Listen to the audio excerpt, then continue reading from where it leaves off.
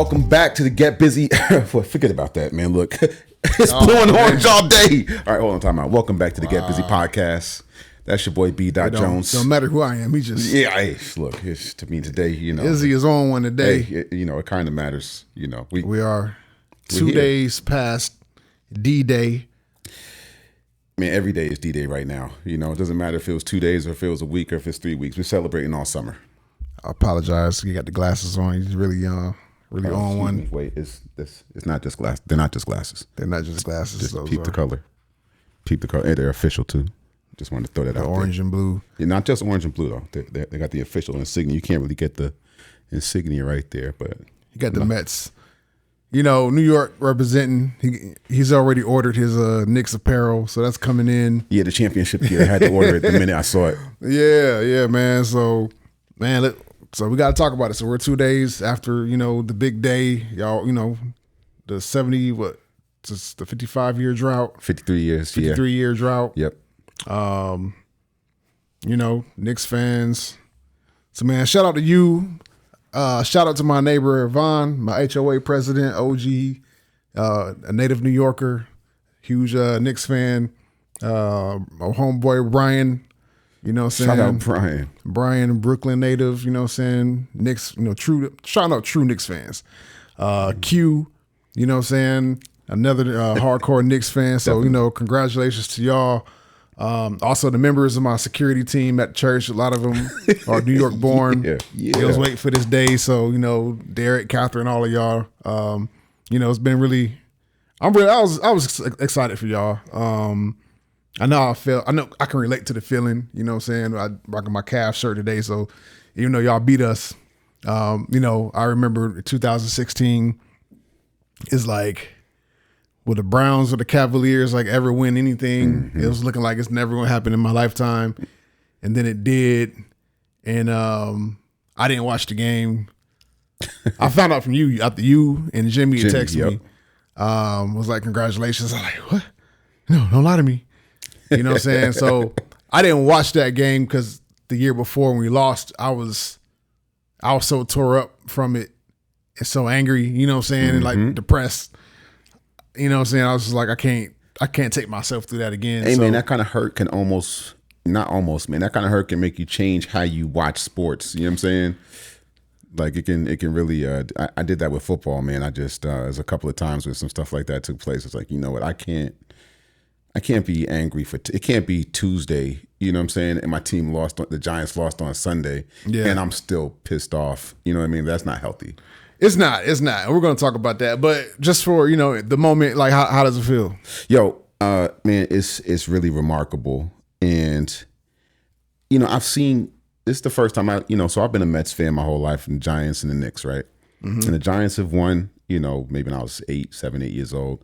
The Mets, no, maybe it was 9, something like that. The Mets was like 7. Mm-hmm. And the Mets have only won once, but the Giants have won a few times, right? Yeah. So I used to see people, crying and whoa, and I was like, I can't really get that wrapped up. Like I'm not really that emotionally involved in the team, even though I feel like I'm diehard. You know what I mean? Yeah. But man, when the Knicks won, bro, it was like I could almost feel the waterworks starting in my eyes before the game was over. You know what I'm saying? Because of how they've been coming back. I was like, yo, I actually believed that it was happening. I was like, yo, like I was watering up in my eyes. I'm like, before it even happened, you know what I'm saying? Yeah, and then when it hit, it was just everything, man. Like I remember watching the game with my mom. I think it probably hits more because my mom's, just recently passed. Yeah. But I can remember being 4 or 5 years old and my mom is cursing the TV out. You know what I'm saying? Like she's, every Boston Celtic player, back in the day, Trudy Haskell, she was always saved my whole life, right? But right. There was levels to different levels of there was that, cigarette smoking, cursing 1980s Trudy Haskell. Yeah. And man, she was cursing the TV out. So I remember that, you know what I mean?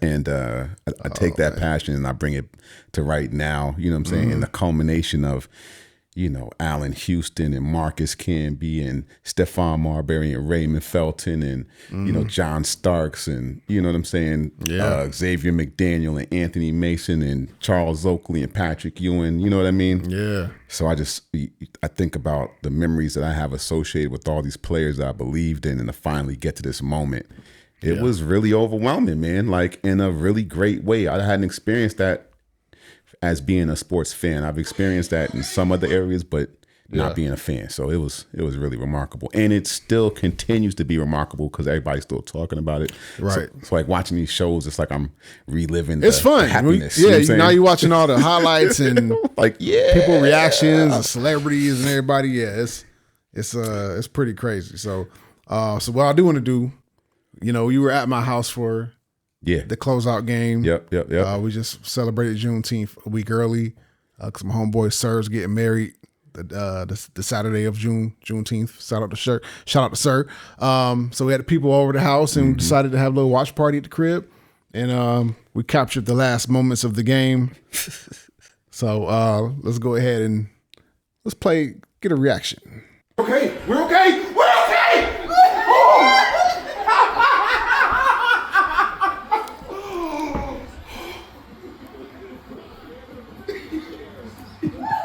Laughing to crying.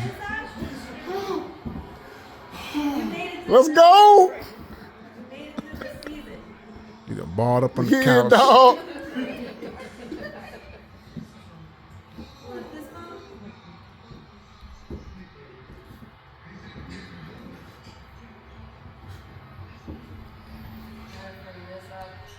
Yeah, man. 70. It was a combination of emotions, man. It was like happiness, you know what I'm saying? It's like, man, I wish my moms could see this, Yeah. My mom would have loved to see that. That's the part that hit me when you said it right there. I was like, dang. Man. Yeah, it was definitely a real moment. What a game. What a game. But it was good to be in a comfortable environment. I feel like it's a lot of Knicks fans in Atlanta. Yeah. You know what I mean? But man, I would have hated to be like somewhere where there was other people, like getting angry. You know what I'm saying? Or man, blah. I might have ended up at the Spurs sports bar on accident or something. You know what I mean? Right. So it was great to be, in a good spot. Bro, that's why I told Xanter this a long time ago. Like I would never, you be seeing like Falcons fans like traveling like to the London games or to other cities, whatever. And it's like, I'm not wearing my jersey for my team going into hostile territory because people say crazy stuff. Bro. I don't want the confrontation. Yeah. So the closest I actually been to that was in college. I went to Georgia Southern. We were playing that opening game against Georgia. Georgia's obviously, big much school. better. Yeah. We're a 2A school. It was just like a, scrimmage for them. Even though we were like, at our level, we were champions. Definitely for years too. Yeah. And so, we're walking in Athens. If you've ever been to Athens during a game, it's a sea of red everywhere. And then me and my friends, there's like maybe 6 or 7 of us, like just had like blue on, and we could, we stood out, like a sore thumb. But like some of the frat boys across the street who was walking to the stadium, they just like started talking trash, and it's like, I don't like that. You know what I'm saying? This is like, But the people I was with, they weren't on, craziness. Time, yeah. But my homeboy, Carl, shout out to Carl Rogers, man. He held up that championship ring. And at this time, Georgia didn't have one. He's like, yeah, but y'all ain't got one of these, though. Right. And they got quiet. And I was like, that's what I'm talking about, Carl. You know what I'm saying? So, but yeah, man, it's sports fans. It's crazy. So, man, I was rooting against the Knicks for a little bit during this series. And it's really not the Knicks players, because I actually like a lot of those Knicks teams, especially that the Marcus Camby, Allen Houston, Larry Johnson. Was it Larry Johnson? Yeah, Larry Johnson. It was at that small period of time. I was like, man, this team is really good. Reminded me of that Detroit team that won the championship. It was just like a real complete like team. So it's never been the team that I dislike. It's always been the New York Knicks fans. That's how I felt about Georgia fans. So I understand that.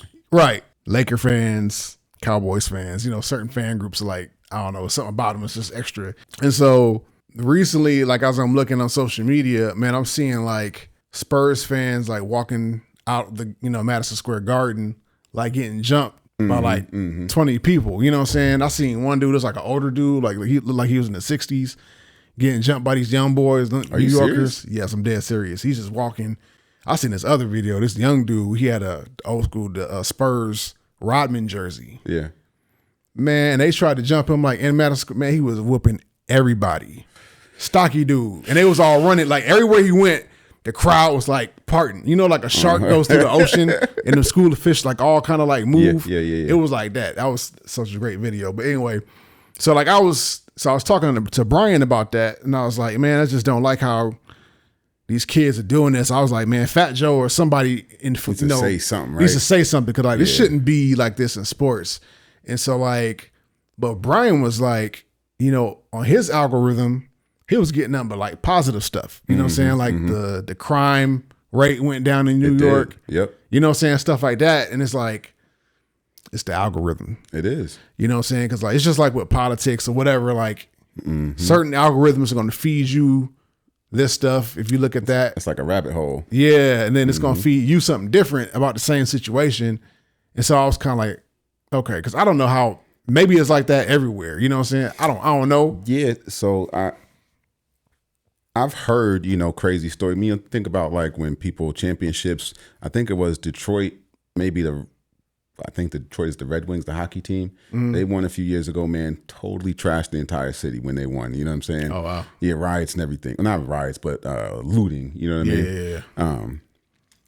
And I've heard that with a couple different situations. Championship, they go loot the streets and run. You know what I mean? Run crazy, and people get trampled and all this kind of stuff. So I think that's kind of what. And to that point, though, obviously it's not okay, right? Like it's not cool. Yeah. But man, I went to the Browns game. My homegirl Angela passed away. She's a diehard Browns fan. So me and a bunch of people from Pompano went up to go watch the first game of the season was the Browns and the Falcons. And wearing a Deion Sanders jersey at the Browns, Falcons jersey at the Browns game was a total wrong answer. You know what I mean? Oh yeah. I was so used to going. I had been to Mets games. I had been to Giants games way back in the 80s. You know what I'm saying? So I haven't been in a long, long, long time. I've been to Atlanta games. Yeah. In Atlanta games, people wear any jersey they want. You know what I'm saying? Like people wear all kind of jerseys all the time, and it's no problems, right? Yeah. I had an issue once, but that's neither here nor there. But like, man, people, it's like they almost disrespectful with it when they come to our territory right here in Atlanta. Yeah. So a lot of times they got more other jerseys, more Pittsburgh Steelers jerseys than they do Falcons jerseys. It's crazy. That's how it is in Atlanta. Yeah. But yeah. Nobody's going to bark or bite. So that's what I was thinking. That's what my mindset was. I'm just going to wear the jersey. But you get out there and it's like, everybody has something to say, and you're sitting in the stadium and everybody around you outside of the like 6 people that I came with, Yeah. So that was a terrible experience. Yeah. Like it was cool because we were in this like historic, stadium and, but to your point, I would not do that again. Yeah. Now I've seen people like, I think it might have been like a Packers Eagles game where like the Packers fans like it was snow. So Packers got that open air old school stadium. Right.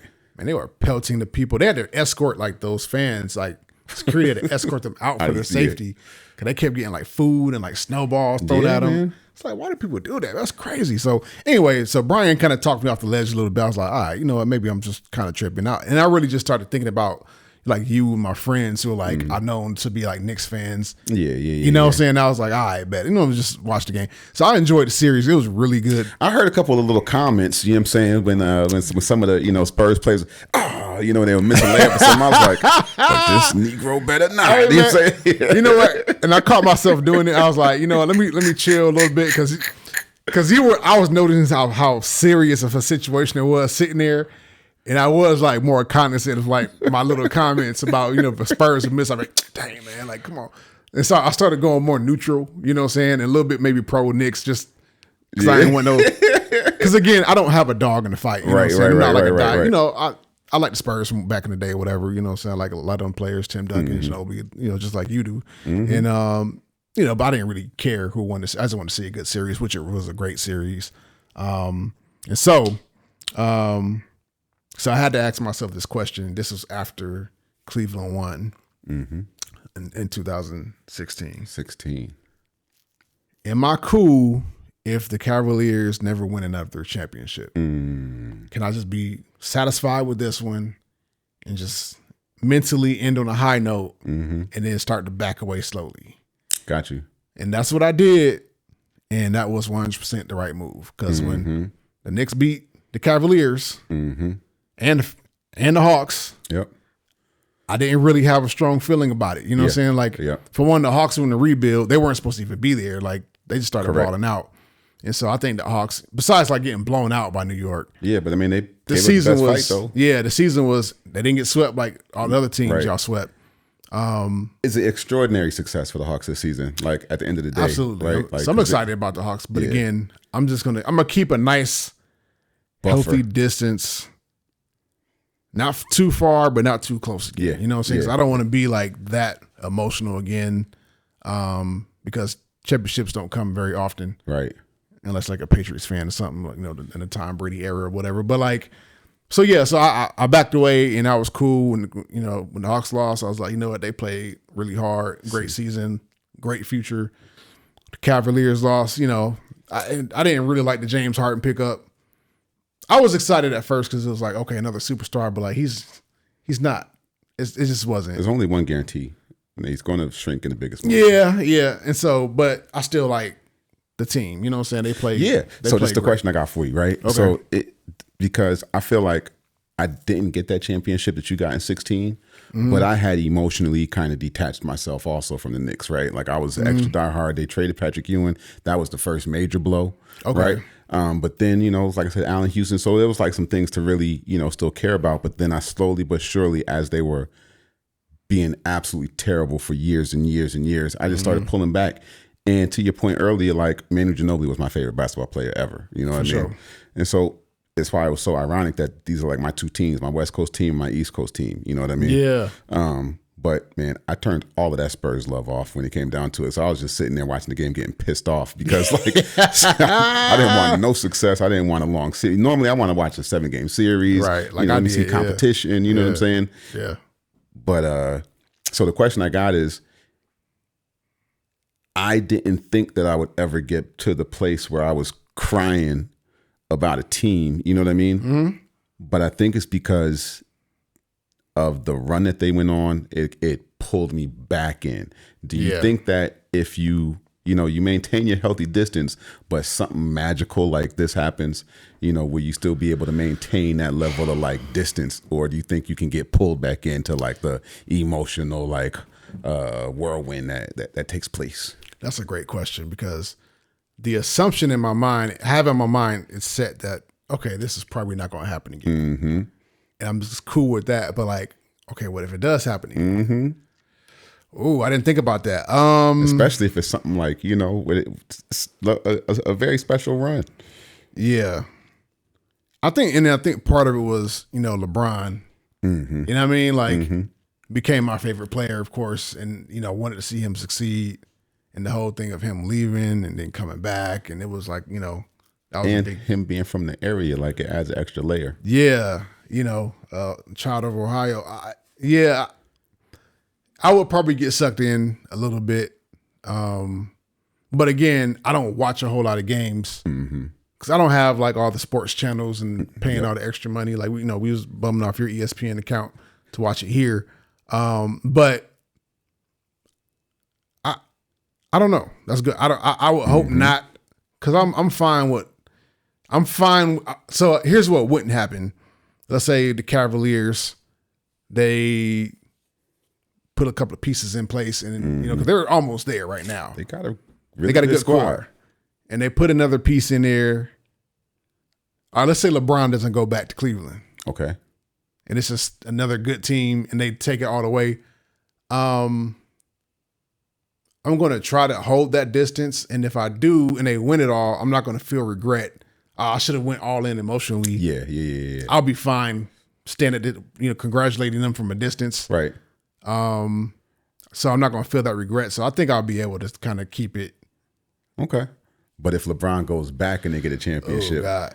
That might put me back in, man. I ain't even gonna front. You know what It'll I'm saying? be because the story, It's just such a great story, bro. and he'll probably retire after that. He definitely will retire. They'll let He'll Bronny have go to. with him. You know what I'm saying? Yeah. Oh, yeah. I'm gonna have to not watch. I'm gonna have to not watch. So I know better. You know what I'm saying? Yeah. Okay. So let me ask the same question to you. So that I asked before: if the Knicks never win again, will this win be enough to be like, I'm good? I think so. Yeah. I think so. Yeah. It would take something really totally different, like for me, because Jalen Brunson is from Jersey. Mm-hmm. Karl Anthony Towns is from Jersey. Okay. So I'm always pulling for people that's either from New Jersey or from Georgia, right? Like, so it would take something. It would take another best player in the world to come up behind like what Wembanyama is expected to be. It would take some extraordinary combination of like miraculousness to probably pull me all the way back in again. Yeah. Because I'm not doing that. You know what I'm saying? Yeah. I'm just not. But Yeah. it's just too much energy, bro. It is. It's too much It energy, is. man. And I've seen Patriots fans, like this was the year that they lost the Super Bowl. I forgot to who, maybe the Rams or somebody, or to the Giants. Yeah, it was either the Giants or the Eagles. But this is after they already won a bunch already. Like they already got 6 or 5, and then they lose the Super Bowl. And I'm watching these depressed New England fans. I'm just like, are y'all supposed to win every year for the rest of your life? Right, Like, right. you know what I'm saying? Like, I'm not getting caught in that trap. When does the logic kick in? You know what I'm saying? Yeah, bro. It's like, so I never wanted to be like spoiled that way. Yeah, I'm still just happy that we got that one. yeah. Like I wanted the Falcons, like that one hurt when they lost that. At 28-3. Yeah. And it still gets mentioned. And it's like, and we had the Super Bowl party at my house, had that joint on a projector. We had good food. Everybody, 40 people over the crib, and they just choked it. And it was just like, Yeah, that was a bad. That That was- was probably one of the worst. that was gut wrenching. And so, yeah. Anyway, I don't even want to talk about that. But like, okay, so Yep. all right, let me pose another question. I saw this online. It said Spike Lee, who I would consider as far as a celebrity, the greatest celebrity sports fan in any sport, as far as I know. I can't argue that because through all of the dog years, like he was definitely there through like whatever their heyday was. 90s, making it to the finals. A couple of times. Yeah. Those East Coast battles with Jordan and all of that. Yeah. Reggie Miller. So he experienced all of the pain, and not only experienced it though, he's at every Knicks home game, everyone for year after year, no matter if they're 30 and 52 or Yeah. you know what I mean. Like it doesn't Yeah. matter how terrible they were. So it's not every fan is willing to subject themselves to like dealing with that year after year after year. Right. He doesn't have to. He's a very successful guy. You know what I'm saying? Yes. He's got things he could be doing. And so I saw this interview that Patrick Ewing was saying he knew Spike before he got like really famous. And so he said Spike used to sit up in the nosebleeds because he didn't have the money. And then I think he dropped Do the Right Thing. And then he was on the floor. And so he was like joking, like, oh, you done made it now. Now you got floor seats. And so I was like, oh, that's a pretty cool story. So they said that Spike Lee, he spent an estimated $10 million on New York Knicks tickets for his 4 decades of loyalty. They said the legendary filmmaker has been courtside season ticket holder since 1985. Jeez. Paying roughly That's 31 years. Yeah, so that's roughly $300,000 a year for those seats. I'm sorry, that's 41 years. 41 years. So $10 million, $300,000 a year. Does he deserve a ring? You say no. No. And I love Spike Lee. I love Spike Lee movies. My dad took me to see Do the Right Thing in the movie theaters when it came out. I remember it because it was the first time that my dad was excited to take me to the movies. And it's the first time I can remember my dad taking me to the movies. Word. We were in Queens. And And it had a little bit of, stuff that I wasn't supposed to be watching at 6 or 7 years he old. was when it came way too out. young. You know what I mean? I was like, well, I didn't even understand the movie. I had to go back and watch it when I was a teenager to really get it. Yeah. But so love Spike Lee. All those movies. Malcolm X should have won an Oscar. All the stuff. No, you know what I mean? Okay. Yeah, just no. Period. Point. Period. You might be able to get something. Honor him in some way. You know what I mean? Give him an award, or maybe put like a fan jersey. You know how they retire jerseys. You know what I mean? Maybe give him a particular number and then retire him as a super fan. You know what I mean?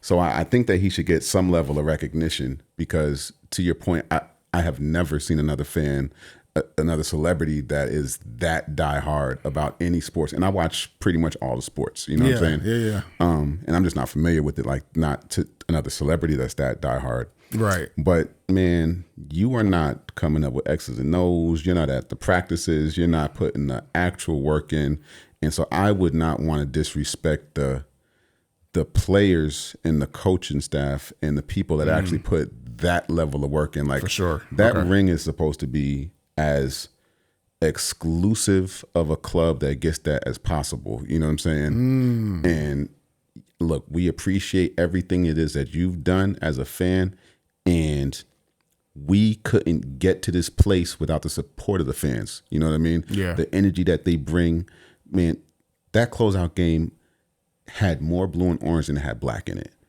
Yeah, that's what it seemed like. You know what I mean? Every time I looked, they showed a pan of the crowd. It was blue and orange everywhere in San Antonio. Yeah. So definitely need that, but no, not at all.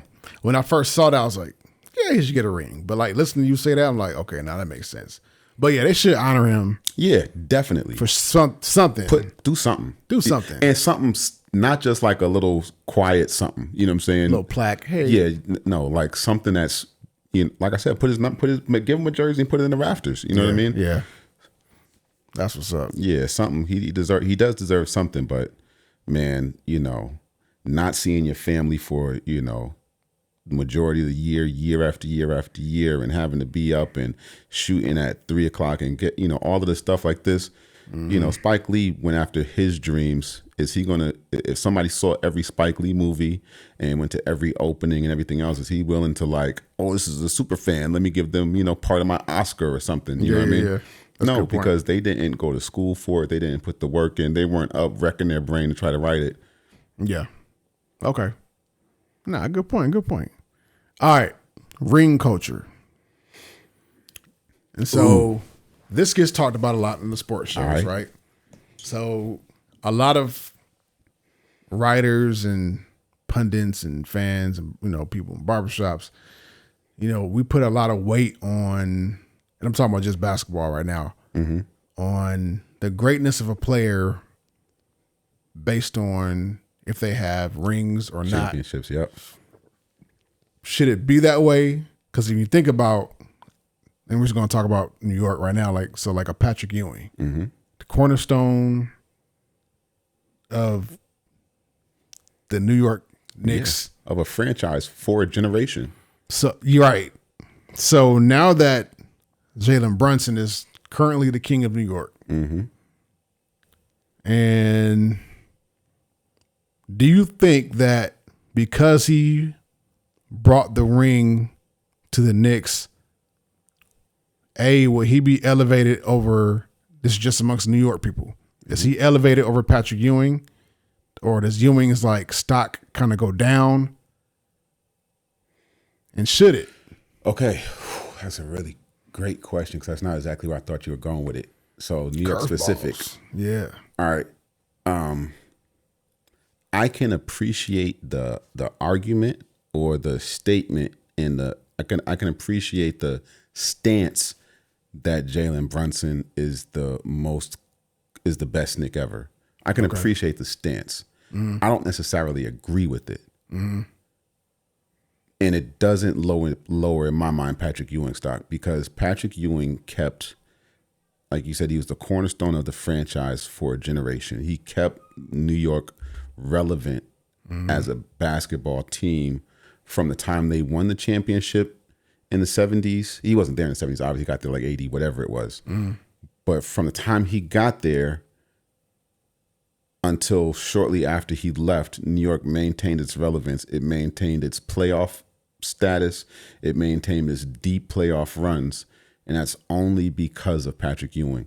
And so the fact that from 80, whatever it was, until 99 or whatever year he got traded, 90, I don't want to get the wrong year, but whatever year he got traded.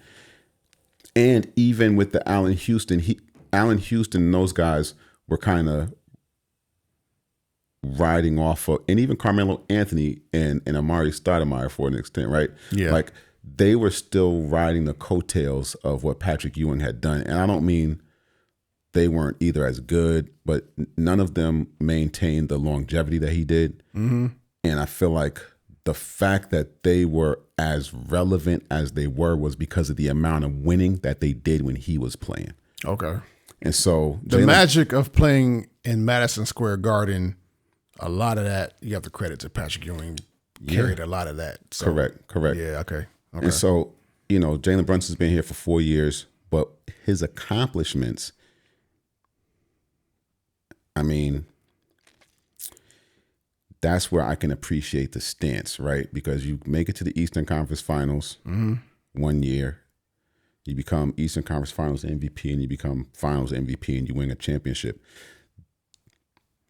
The only knock on Patrick Ewing is that he never was able to close when it came time to really close. Reggie Miller beat him, right? Michael Jordan, everybody got beat by Michael Jordan, except for, right, in the 80s before they got Scottie Pippen. So, Ewing was still there then, you know what I'm saying? Yeah. If he had the same level of close, he had his opportunities, right? And then when Jordan was gone, they went to the finals against Houston.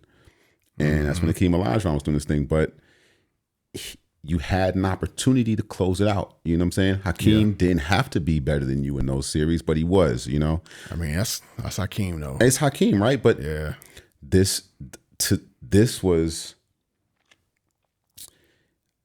Jalen Brunson not just closing. Man, I saw all sorts of statistics, man, like the most 30-point, games in the finals or in the playoffs, the most comeback, like the way that he closes out games, the fearlessness, the lack of getting rattled, and the clutch aspect of the moment never getting to be too big, like winning or not, like that is, to me, that's what separates him from Patrick Ewing. I don't think Patrick Ewing had that level of closability. Yeah. But I'm not going to say if Jalen Brunson does this for another 3 years, if not even wins, right? Yeah. But if he stays as good as he is, and this the level. Knicks and the Knicks just maintain playoff relevance for the next 3-4, he'll be the best ever, Okay. right? But Okay. I'm not going to just leapfrog Patrick Ewing because Patrick Ewing, man, he built the foundation. He built, so much of what the allure and what the spectacle and the magic, like you said, of Madison Square Garden is. But Jalen Brunson is definitely on his way. And personally, thing on the line, who would you rather have? I'd rather have the ball in Jalen Brunson's hands.